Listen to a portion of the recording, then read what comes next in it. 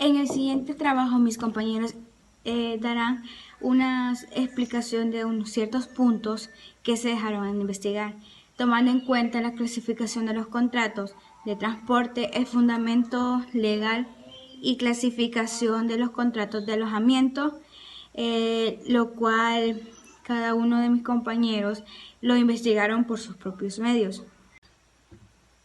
El contrato de alojamiento es un contrato bilateral, según el cual este es una parte del titular del establecimiento hotelero.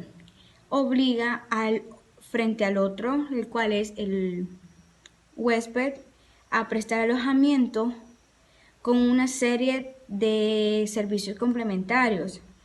Todo esto es a cambio de una contraprestación económica que la da el huésped.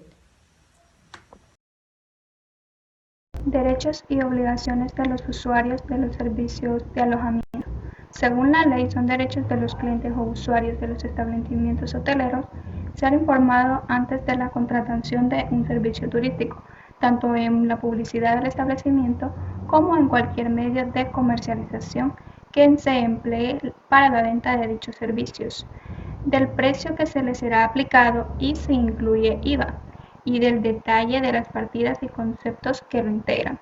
Es decir, que el turista debe recibir la información de forma que sea comprensible, veraz, objetiva y completa sobre las características y el precio de los bienes y servicios que se le ofrecen.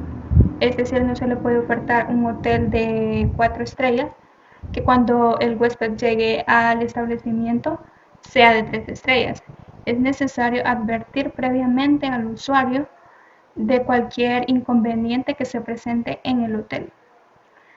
Como segundo punto tenemos que los usuarios deben de ser atendidos de forma profesional, hospitalaria y cortés, recibiendo las prestaciones que se hayan sido ofertadas, publicitadas y contratadas con la calidad y servicio que corresponden a la categoría del establecimiento, detallados en la facturación los servicios que se le hayan prestado. El usuario tiene derecho a la veracidad en la información y publicidad suministrada por la empresa titular del establecimiento sobre los servicios ofertados y los recursos turísticos como costumbres, riquezas artísticas, culturales, naturales existentes en los lugares visitados próximos al establecimiento. El turista tiene derecho al libre acceso a los establecimientos turísticos sin ser discriminados por razones de discapacidad, raza, sexo, religión o por circunstancias personales o sociales. El usuario tiene el derecho a la garantía de su seguridad como la de sus familiares y sus bienes, así como la protección de sus derechos de calidad de consumidores, pudiendo formular reclamaciones y ejercitar los procedimientos administrativos y judiciales idóneos para el mantenimiento y reposición de sus derechos. Constituyen obligaciones de los clientes o usuarios de los establecimientos hoteleros el observar las normas usuales de educación, higiene y convivencia social hacia las personas, instituciones y costumbres de los que utilicen o frecuenten. Los usuarios deben aceptar y someterse a las normas particulares de los lugares, instalaciones y empresas cuyos servicios disfruten o contraten. Los usuarios deben pagar de los servicios utilizados en el momento de la presentación de la factura o en el plazo pactado, sin que en ningún caso el hecho de presentar una reclamación exima de las obligaciones de pago. Los usuarios deben respetar las instalaciones del establecimiento y deben respetar el entorno y los valores naturales, evitando situaciones o actuaciones imprudentes o irrespetuosas con la flora y la fauna silvestre. Continuando con el tema, les hablaré acerca de la clasificación de los contratos de hospedaje, las cuales dependerá únicamente al tipo de alojamiento que se esté ofreciendo.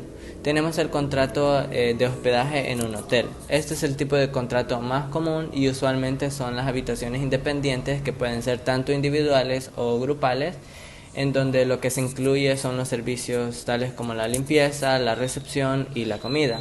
También tenemos el contrato de hospedaje en un hostel u hostal. Este contrato lo que en realidad renta es una cama y el área común es compartida, tales como los baños, lavabos, comedor, etc. Este tipo de contratos se puede contraer para poder ser efectuados por días, semanas o incluso puede ser contratado por meses. También tenemos el contrato de hospedaje resort, la cual es un contrato en la cual además de ofrecer el hospedaje, ofrecen actividades recreativas, tales como bares, albercas, spa, restaurantes, gimnasios, etc. Este es un tipo de hospedaje todo incluido, en el cual el hotelero se compromete a brindar todos los servicios sin ningún costo adicional. Y finalmente tenemos el contrato de hospedaje camping. En este contrato se da acceso a una propiedad privada con tiendas de campaña que se usan para pasar la noche y usualmente no tienen comodidades. Este tipo de contrato el hotelero tienda a la obligación de proveer la seguridad y el servicio de sanitarios. En cuanto a la clasificación del contrato, podemos entender que este es principal, porque no depende de ningún otro, es decir, que existe y subsiste por sí mismo. En segundo lugar, es bilateral, porque tenemos tanto derechos y obligaciones que son recíprocos, tanto por parte del hotelero, la cual es conceder el alojamiento, alimento u otros servicios si este es convenido, y por parte del huésped, pues básicamente es pagar el precio respectivo. En tercer lugar, tenemos que es oneroso, en virtud de que hay provechos y gravámenes por ambas partes. También es conmutativo, en cuanto las partes conocen la cuantía de las prestaciones desde el primer momento de la celebración del contrato. También es consensual en oposición a real, ya que es suficiente el solo consentimiento de las partes para la existencia del contrato. No se necesita la entrega de tal cosa para que ésta sea perfeccionada. También es consensual en la oposición a formal, ya que para su validez no es necesario que el consentimiento se manifieste por algún medio determinado, sino que éste se deja la libertad de las partes para que manifiesten a su voluntad por el medio de que ellas quieran. También es de tracto sucesivo en virtud de que sus efectos se prolongan a través del tiempo. Carecería del interés para los contratantes que fuese instantáneo.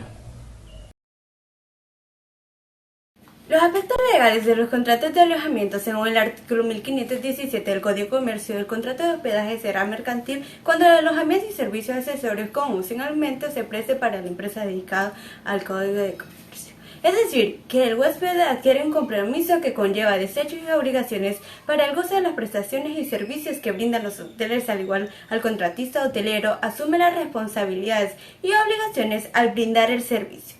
El contrato de hospedaje se define como el acuerdo de voluntad que se celebra entre el empresario que actualmente profesionalmente en esta actualidad presta habitualmente y de manera organizada a otros denominados huésped o viajero. Al igual que el Código Civil se cita en los derechos y obligaciones de parte del hotelero como parte del huésped. En el artículo 1995, el depósito necesario que se hace a un adulto que no tiene la libre administración de sus bienes para que éste en su sana razón constituye sin contrato que obliga al depósito de la autorización de su representante legal. En el artículo 1996 y 1997 menciona que los huéspedes se extiende hasta la culpa leve. El depósito necesario está sujeto a las mismas reglas que el voluntario.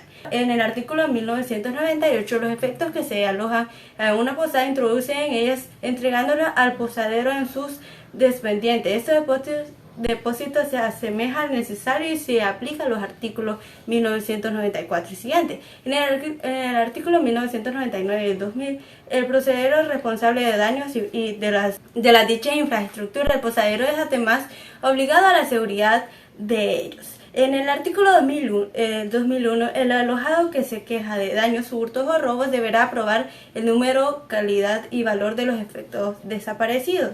En el Código Civil del Comercio de El Salvador, el juez estará autorizado por rechazar las pruebas testimoniales ofrecidas por él. En cuanto al Código Civil de El Salvador, los artículos anteriormente mencionados hablan de las responsabilidades del huésped relacionados a los 11 bienes que llevan consigo al momento de adquirir el servicio de hospedaje o bajo el cuidado del hotelero.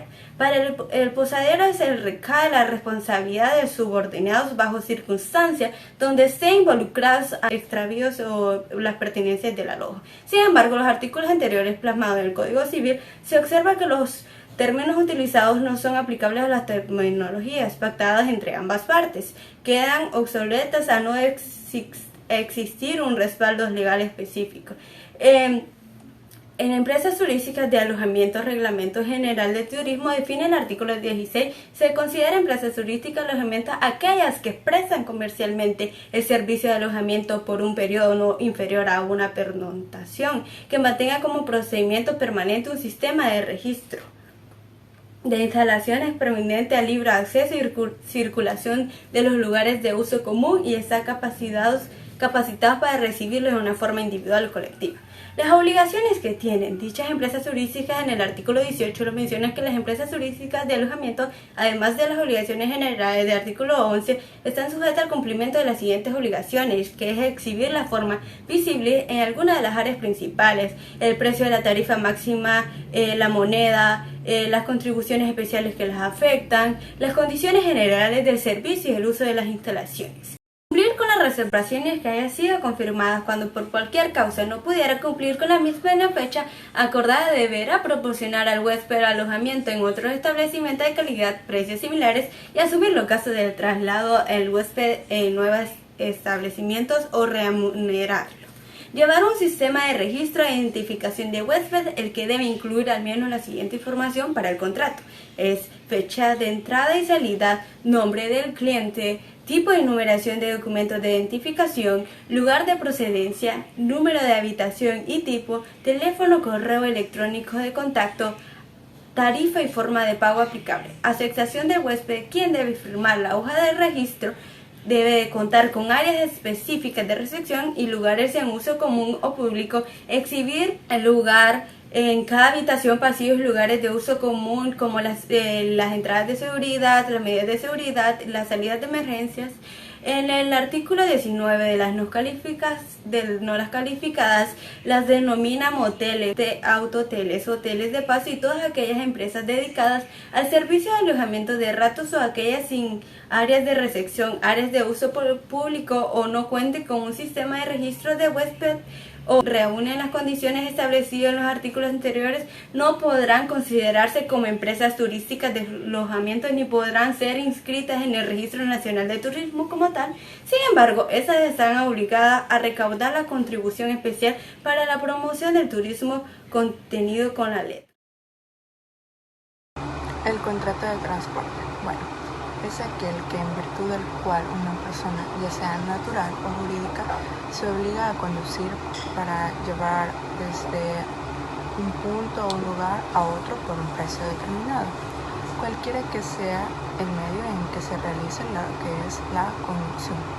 Bueno, dicho más brevemente, el contrato de transporte existe cuando una de las partes contratantes se obliga para que con la otra se trasladen ya sean personas o cosas a cambio de un precio. Bueno, es importante anticipar que el contrato de transporte es mercantil cuando es realizado por una empresa que hace una actividad del giro ordinario de sus negocios.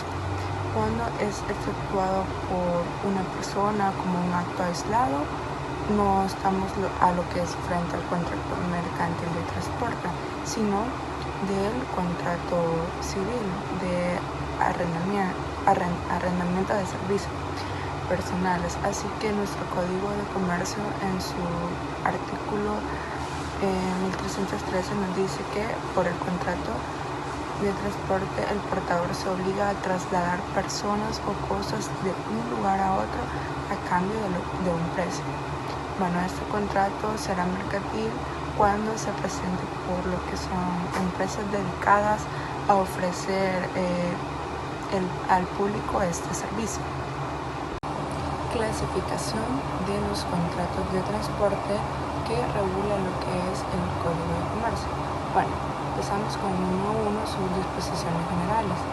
Bueno, las empresas de transporte tienen lo que son las siguientes obligaciones que no admiten lo que es el pacto en contrato. Bueno, número uno, podemos decir que no se pueden negar a lo que es la prestación de servicios y los solicitantes se ajustan a las leyes, reglamentos, tarifas y anuncios públicos. Número dos, aplicar lo que son las tarifas iguales a todos los usuarios. Las tarifas serán aprobadas por el Poder Ejecutivo en el ramo correspondiente. Número tres, efectuar lo que son los transportes en el orden en que se celebran lo que son los contratos respectivos, a menos que, digamos, miden motivos muy calificados o interés público. Número 4, tenemos que calcular las tarifas sobre base de proporcionalidad, de manera que en igualdad de condiciones no sea mayor el precio por igual la distancia recorrida. Entonces lo que es la empresa está obligada a combinar lo que son las diversas tarifas. Si la combinación resultara más beneficiosa al usuario que la aplicación aislada de una de ellas.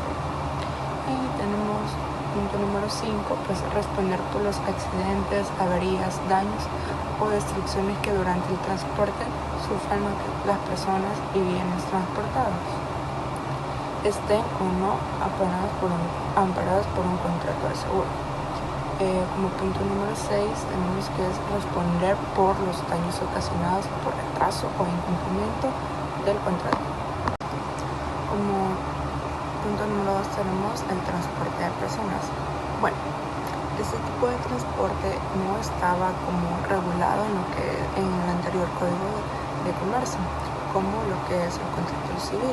Está contemplado en el artículo 1801, que por lo tanto quedaba como un vacío en lo que es la ley de comercio. Bueno, si el transporte era realizado por alguien que, digamos, según las doctrinas clásicas, era un comerciante, o ese transporte era considerado como acto de comercio por haber sido como ejecutado por una empresa de transporte por tierra, lagos, ríos o canales navegables, ¿verdad? Entonces, conforme prescribía el artículo 30, número 8 del Código de Comercio anterior, esto era debido a probablemente, ¿verdad? Bueno, en mi opinión, estrictamente personal, el transporte terrestre de personas no era considerado como comercio, sino exclusivamente como industria, lo cual se deduce del punto número 3 del artículo 1801 del Código de Comercio, que nos dice que el que ejerce la industria de ejecutar el transporte de personas o carga se llama empresario de transporte. Bueno, en conclusión, no reglamentado el Código de Comercio del transporte de personas tenía que ser como regulado por este contrato, por las disposiciones generales de carácter civil, del arrendamiento o de transporte. Bueno, aún en aquellos casos en los que, digamos, el contrato fuera de naturaleza mercantil, debía ser de esta manera, ¿verdad? Desde luego que no era como posible la aplicación analógica al transporte mercantil de personas, ya que a los preceptos mercantiles que regían el transporte de cosas. Como punto número 3 tenemos transporte de cosas. Bueno, en la misma clasificación, elementos del contrato. Primero tenemos el portador. Bueno, este se le denomina con otros nombres como conductor o transportista, digamos, cuando la conducción es por agua en algunos lugares, ¿verdad? Recibe el nombre de patrón o barquero. El portador viene siendo una persona natural o jurídica que asume directamente la obligación y responsabilidad de realizar lo que es el transporte. tenemos número 2, el cargador o remitente. Bueno, esta es la persona que en nombre propio puede ser para diferenciarlo también del comisionista. Este se celebra con el portador del contrato, obligándose a lo que es entregar las que son las mercancías o bienes a quien en efecto sean transportadas. Como número 3 tenemos lo que es el consignatario o destinatario. Bueno, que esto viene siendo la persona a quien se le envían las cosas, se le entregan. Este es el acreedor del transporte en la fase ejecutiva. Número 4 tenemos que son los elementos reales, que son el precio y las cosas, ¿verdad? Y como número 5 tenemos lo que son los elementos formales, la carta del porte. Bueno, ¿qué es esto? La carta del porte es un documento en que constan los sujetos y el objeto específico del transporte de cosas o mercaderías y los pactos y condiciones a que está sujeto a lo que es el contrato.